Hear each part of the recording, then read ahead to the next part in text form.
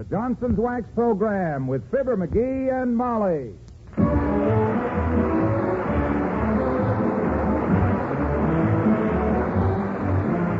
The makers of Johnson's Wax and Johnson's Water Repellent Glow Coat present Fibber McGee and Molly with Bill Thompson, Gail Gordon, Dick LeGrand, Cliff Arquette, and me, Harlow Wilcox. The script is by Don Quinn and Phil Leslie. Music by the King's Men and Billy Mills Orchestra.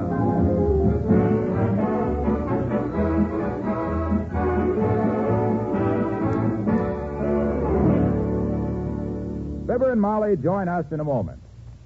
When you want your home to look its best, here's one thing you should always remember. You can't have a beautiful home without beautiful floors.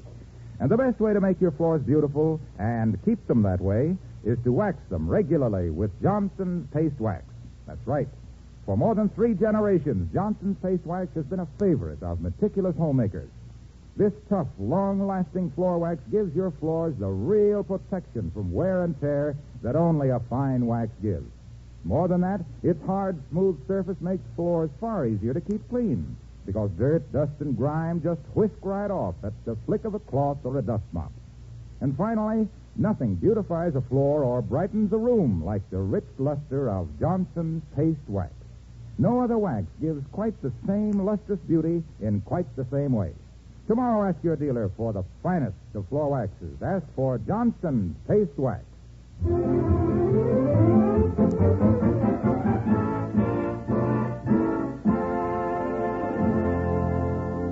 In the front yard at 79 Wistful Vista, there is a shade tree which badly needs pruning. Now, the logical man to do this job is a professional tree surgeon. But logic is rarely found at the home of Fibber McGee and Molly.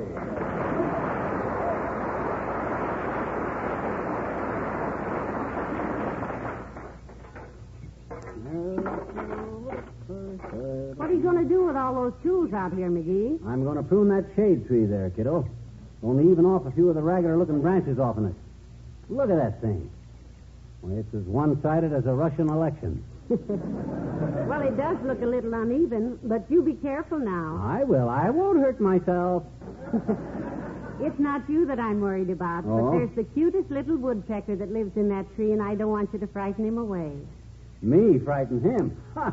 That red-eyed little hammerhead dives on me every time I go out to get the evening paper. He don't know an Irishman from a Pole. Oh, he's just playful, dearie. He's like a friendly little puppy. Oh, yeah? First puppy I ever saw with a built-in ice pick. I don't need him like I don't need another hole in the head. Let me see. I got my saw, a pruning shears, screwdriver, friction tape, awl. Hey, where's my awl? Oh, you loan that to more troops, dearie, and I admire you for it. What do you mean? I admire any man who would give his all for a friend. Oh, yeah. Pliers, crowbar. Crowbar. What I need is a woodpecker bar. Hammer, nails, embroidery scissors. What on earth are the embroidery scissors for? Huh?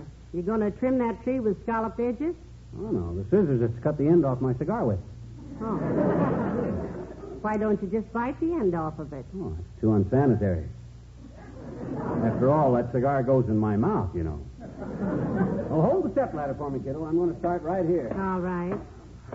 Be careful now. This is a pretty old stepladder. You gave it to me for our 3rd wedding anniversary, you know. Hey, get away! Shoo! Beat it, you noisy little nuisance. Get out of here. McGee, now you frightened him.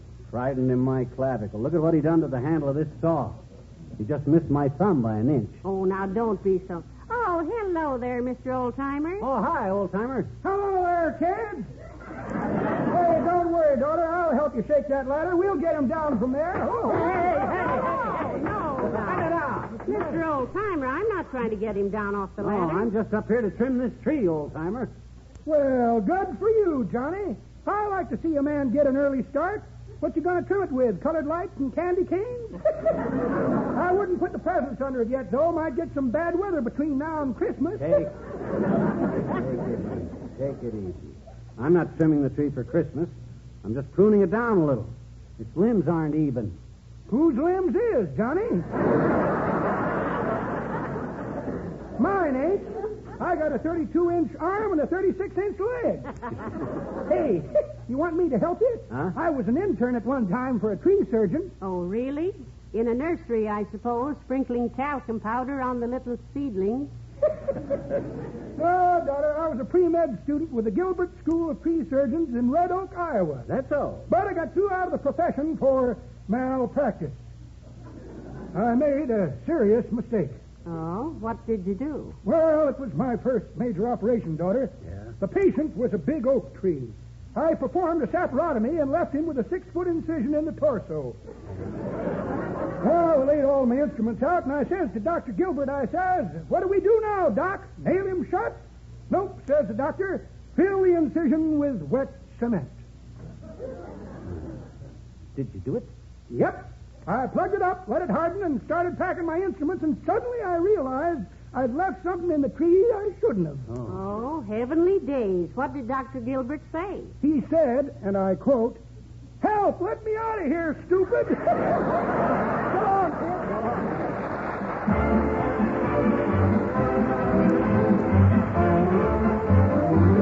The King's Men and the Woodpecker Song.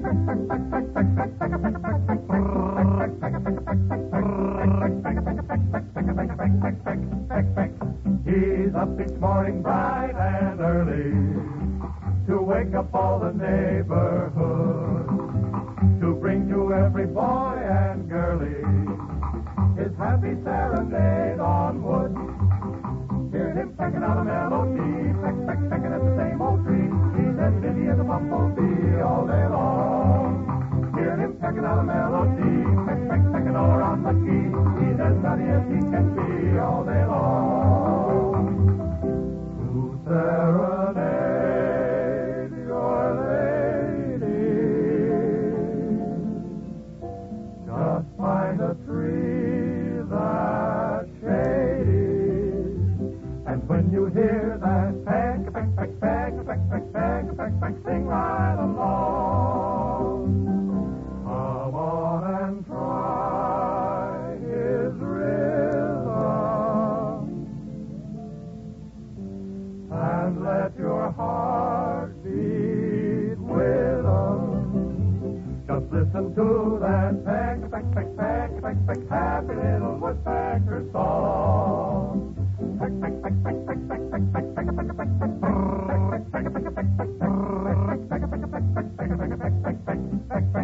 Hear him pecking out a melody, pecking all around McGees. He's as busy as a bumblebee all day long, all day long.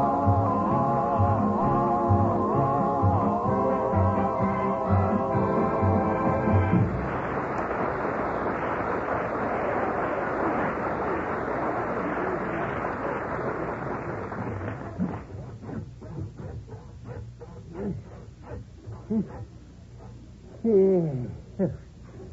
Sawed that limb off twice and it still looks too short. Boy, this is really tough pruning on this tree. You know it, Molly? Hey, get out of here. Beat it. Get off of this ladder. Scram. Isn't he cute? He's having so much fun. Yeah. He likes fun. I got a good little game I'd like to play with him. Where's my badminton racket? Oh. Don't blame the woodpecker, dearie. You'd be excited, too, if somebody started sawing your little home out from under you a limb at a time. Yeah, I guess that's right. How does the tree look so far, kiddo? Am I trimming it even? Yes. Yes. You're trimming it even worse than it was. That last limb you cut off was a little too much. Oh, well, that one. I was merely trying to get... Mister. Oh, hi, sis. Hello there, Teeny. How are you? Well, Hi, Miss McGee. What you doing, Mr. McGee? What you doing? What you up on the ladder? I'm pruning this tree, sis. Hey, why ain't you in school? We don't have any school today, I bet you. Oh. Our teacher's home with the bronchitis. Oh. She catch cold? Oh, no.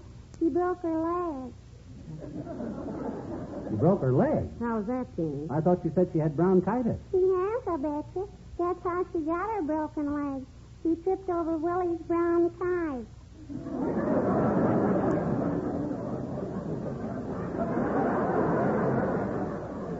He left it laying on the playground. Yes, I see. Oh, boy. Oh. Look, Mr. McGee, a robin redhead. No, that's not a robin, sis. That's a woodpecker, Teeny. And if you don't quit bothering me, I'm going to get my slingshot and break every window in the block. Hey, Mr. McGee, why do woodpeckers always go around banging their heads against trees and telephone poles and stuff, Why do they, Why? You mean you don't know, sis? Sure, I don't, I betcha.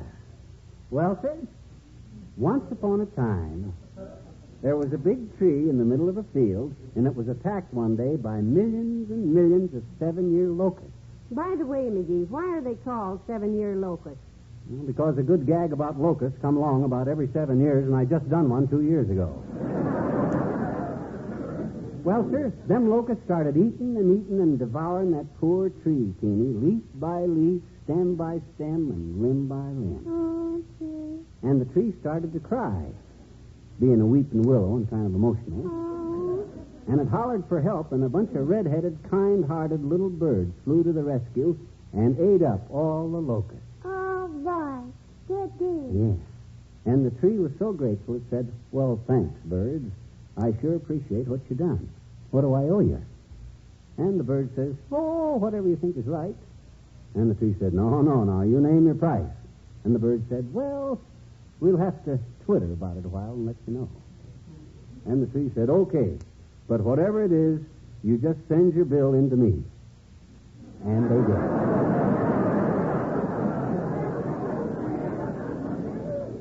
They've been doing it ever since.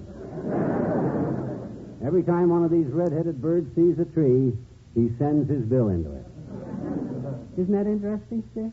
Gee, it really was, mister. Only you overlooked one thing, I betcha. I did? What did I overlook? Your ladder is falling down. You have to jump off quick. Oh, my gosh. Oh, thanks, sis. It's okay, mister. So long, Miss McGee. So long, Teeny. Goodbye, Teeny.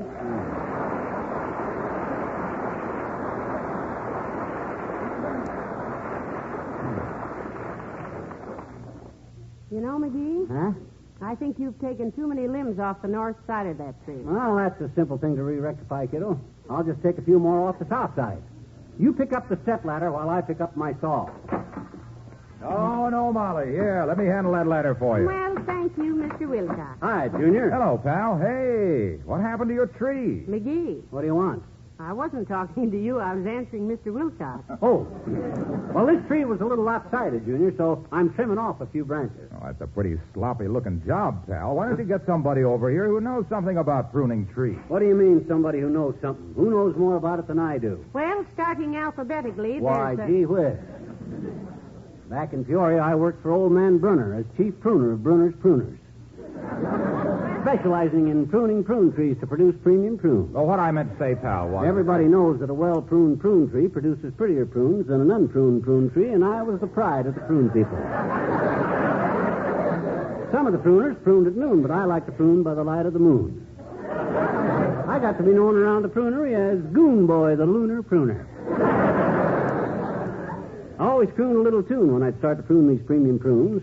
And between my crooning tunes and pruning prunes and tuning moons and crooning prunes, we finally ripped out all the trees and planted tulips again.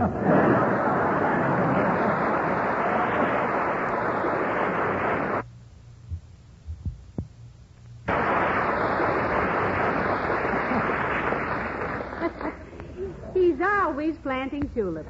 Oh, well, you know, that reminds me of an amusing incident that happened to me during the war. Now, just a minute, Junior. Has this got anything to do with Johnson's water-repellent glow coat? Not a thing, pal, crossed my heart. Well, then go right ahead, Mr. Wilcox. Well, sir, I was driving through a little town in Colorado one afternoon when I saw a soldierly-looking young fellow running across a field. Yeah? He had on blue denims with a big PW across his back. Oh, I said, a prisoner of war. And I jumped out of my car and gave chase. How'd you know his name was Chase? And what did you give him? I mean, I ran after him, chased him for a mile. Oh, you chased him. And when I finally caught up with him, I stopped him and spoke to him in his own language. Hold it, Mac, I said. Parlez-vous German? What was he, an Italian fellow? No, he couldn't have been Tal. He answered me in pidgin English. Pidgin English? Yeah, he gave me a strange look and said, "Coo, coo." Oh, And then laid there. Well, I said, "Look here," I said, "you're an escaped prisoner of war. I can tell by the PW on your back." And he said, "That isn't prisoner of war. That stands for paste wax." Yeah. I'm a Johnson salesman from Racine, Wisconsin, he said. that was an interesting story. I'm not through yet. Well, get through, coo. Well, I asked him why he was running, and he told me. Yeah? He'd sold out all of his Johnson's paste wax. But there was such a demand for it, because after all, it's the finest protection that money can buy for floors, woodwork, fine furniture, leather goods, and so many other of your priceless possessions. Yeah, but Because Johnson's paste wax seals them against dust and dirt and dampness, and makes it so easy for them to retain that sparkling luster that he was running back to the factory for another supply. Well, why didn't you give him a lift, tightwad? I did, pal, I did. I took him back to my car and gave him a lift to the next big town.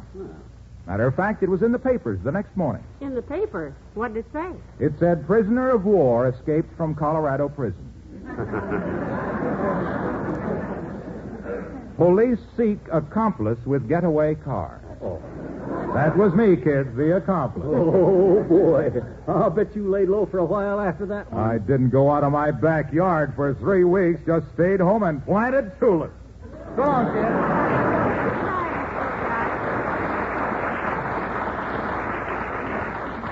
Now, look, dearie, it's getting late, and you've still got a lot of pruning to do. Now, what time is it? It's about 1:30. Oh, my gosh, I had better get busy. Well, now, hold the ladder. Take it easy now. Hello, Molly. Hi, McGee. Oh, hello, Mr. Mayor. Hi, Chris. Pruning the tree, I see. Can I help you with it? Do you know anything about trees, Mr. Mayor? Indeed, I do, Molly. I went to an agricultural school some years ago. In fact, I was an instructor in horticulture and animal husbandry. Animal husbandry, eh? Well, good for you, Lefebvre. I always say that after a hard day's plowing, it's mighty nice for a horse to come home to his wife and family. Always say that. Never does much good, but I always say it.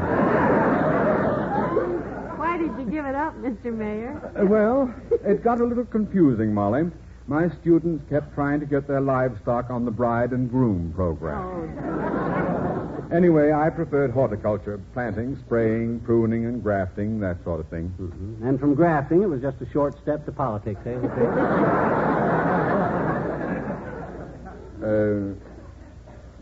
Yes. But when I was in school, we performed some very interesting experiments with plants, like crossing onions with violets for tea room salads. Oh. McGee has done a lot of interesting things like that, too, Mr. Mayor. Haven't you, McGee? Well, such as what, Tootsie? Oh, you can think of something. Oh. Sure I can. Oh, I mind one time, Lefebvre. I figured out a way to cross cantaloupes with Concord grapes so I could raise grapes as big as cantaloupes. And as it says? Well, only in reverse. I had a fine crop of cantaloupes the size of grapes. Stuffed them with pimentos and sold them for olives. Well, if you'll excuse me, Lefebvre, I got to get back to work. I got a lot of... Go right ahead. When I get back to the office, I'll send our city forester over to help. Oh, wait a minute, McGee. Let me see that saw a minute. Here, Mr. Mayor, what's the matter with it? Oh, nothing. It looks like the one I used to play when I was in the Coast Guard, entertaining the crew, you know. Oh? Yes, it's the same kind of saw. It's a little flat. Oh. Oh, I like to work with a flat saw. It goes through the wood better. Play something for us, won't you, Mr. Mayor? Yeah. I'll be happy to, Molly. Now, let me see.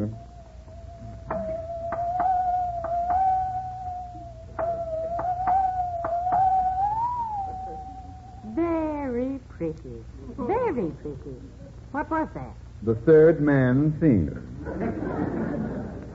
Sounds like he struck out. I'd like to hear it played good sometime. Well, that can be arranged. Listen to this, and good day. So long, Lefebvre. Billy Mills to the orchestra and the third man theme.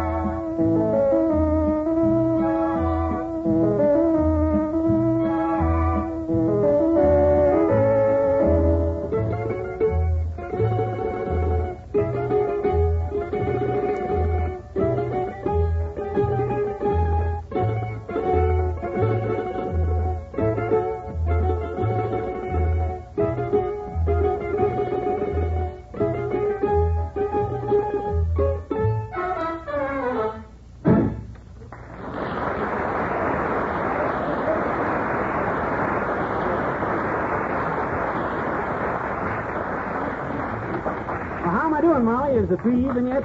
No, it's lopsided on the other side now, McGee. You cut off too much again. Look out, here comes the woodpecker again. Shoo! Get out of here, scram. Hey, did you see that guy that time, Molly? If I hadn't a ducked, he'd have parted my hair clear down to my chin. Well, I don't know what you can do about it. I do. What? Hand me my old air raid warden helmet out of that tool chest. All right. There you are. Thanks. Why, George, now let that little flying rivet gun try to... Oh, hi, Ole. Hello, Ole. Well, hello, McGee. Hello, missus.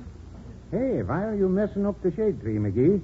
Nature don't make trees big enough for you? Well, he's trying to even it up, Ole, but he keeps cutting one side too short, and then he has to trim the other side again. Well, like I always tell my kids. By the way, how are the children, Ole? Good, I hope. No, missus, they're not good, but they feel fine. They're full of mischief. My littlest kid, Lars, he's rehearsing for school play. What school play, Ole? Something for Easter? Yeah, little Lars has Easter bunny in it. Oh. He's got good equipment for the part, too. Yeah? Every time he looks in looking glass, he can't believe his ears. Does he like to rehearse, Ole? Oh, he takes it very serious, missus. He eats only carrots and lettuce for dinner, hops around on furniture like Bunny, and my missus say if he starts laying colored eggs, she'll skin him alive. Well, it's a lot of fun raising children, Ole. Yeah, that's what all my friends with no kids tell me. You look very good in that iron helmet, McGee. Makes me think of my cousin Gustav. He was in the army, a second Bluey. Second Louis. No, 1 second he was practicing with hand grenades, the next second Bluey. That was Gustav all over. Well, so long.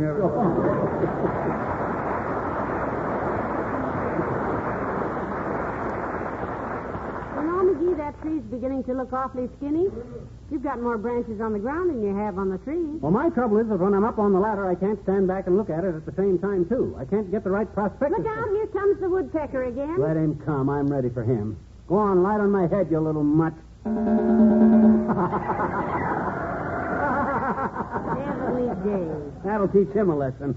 Look at him. His bill is bent like a button hook. That'll teach him to lay off. Oh, hi, Bud. Good day, sir. I'm from the Parks Department. Mr. McGee sent me over to see you, Mr. Mayor. Well, I think there must be some mistake, sir. We are Mr. and Mrs. McGee. Yeah, the mayor sent you over, Bud. You the city forester? Yes, I am. I'm the oldest city forester in the service. Oh, how nice. I wish Uncle Dennis was here. He just loves old foresters. Did you ever meet my uncle, Mr. Driscoll? She's talking to you, Mr. Driscoll. No. She's talking to you, Bud. Oh, I'm afraid you're confused, sir. I am not Mr. Driscoll. Of course not. Mr. Driscoll is my uncle. Are you really, sir? Well, I'd never guess it. You look old enough to be her father. She is my father. Now, look, Bud, our name is McGee, Mr. and Mrs. Fibber. Your name is what? No, my name is Knuckwinkle. Elrod Knuckwinkle III. Well, how do you do, Mr. Third? You're a tree man, are you, sir? Yes, I am. I'm a tree expert. I have an office in the big elm tree on Oak Street.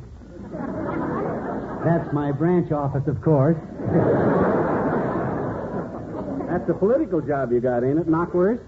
Yes, that's why I'm located out on a limb. Oh, I used to be in the National Park Service, but they considered me a bad security risk. Why? I was caught working with some redwood. Well, that's tough, Bud, but I got a problem here. We need some advice about this tree. Look up there, see? That's a very interesting thing. You know, I'll bet that was a nice tree at that. Oh, it ain't completely lost, is it, Bud? I might have cut off too many branches or pruned a little, but there must be something I can do about it, ain't there, son? Oh, of course there is. I know exactly what to do about it, and it's quite simple, too. Oh, good. Have you an old bowling ball around the house? Bowling ball, yeah, sure, but I ain't got time to go bowling now, Bud, because I got... Oh, no, sir. My advice is take those last 4 branches off the tree. Yes? Get your bowling ball. Yes? Paint it with gold paint. Yeah? Put it on top of the tree and run downtown and buy a big American flag. Hot dog, that's wonderful, Bud. We'll be the only family in town with a real, live, growing flagpole. And long may it wave.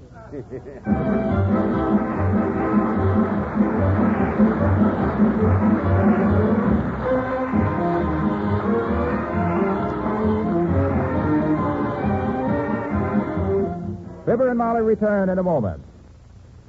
Here's news about Brisk. B-R-I-S-K. Brisk, the new miracle wax starch that really makes clothes look and feel like new again. It's made by the makers of Johnson's Wax. Brisk does everything starch can do and does it better. Because Brisk is not just a starch. It's wax starch, a revolutionary starching mix that contains a miraculous new ingredient, fabric wax. And that gives 4 wonderful new advantages. Brisk gives clothes the body and texture they had when new. Gives that crisp look without that scratchy feel. Keeps starchables 8 o'clock fresh all day long. Cuts 15 minutes from every ironing hour on Brisk finished garments. Tomorrow, try Brisk. B-R-I-S-K. Johnson's Brisk. Get it at your dealers.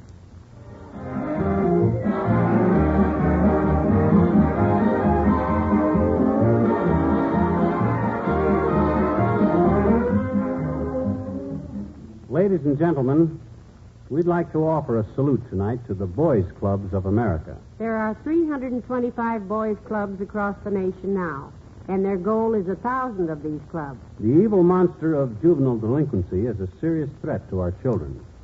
The Boys Clubs of America are dedicated to meeting and beating that threat. And they're doing it very simply, by boys clubbing it to death. Good night. Good night, all.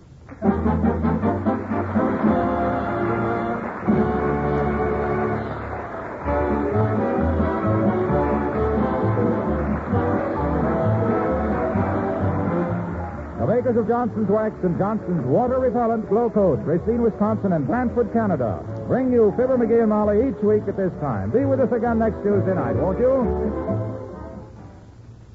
When you polish your furniture, how long does the shine last? A few hours, a few days, or for weeks and weeks? Well, that depends on the kind of polish you use. And listen to this.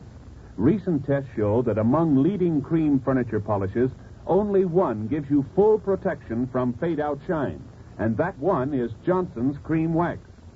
Yes, the shine you get with Johnson's Cream Wax is a real wax shine. The shine you get from other cream polishes comes from oil. A wax shine lasts. An oil shine fades out, turns foggy and smeary in a few hours when exposed to air. To give your furniture a lasting shine, use Johnson's Cream Wax.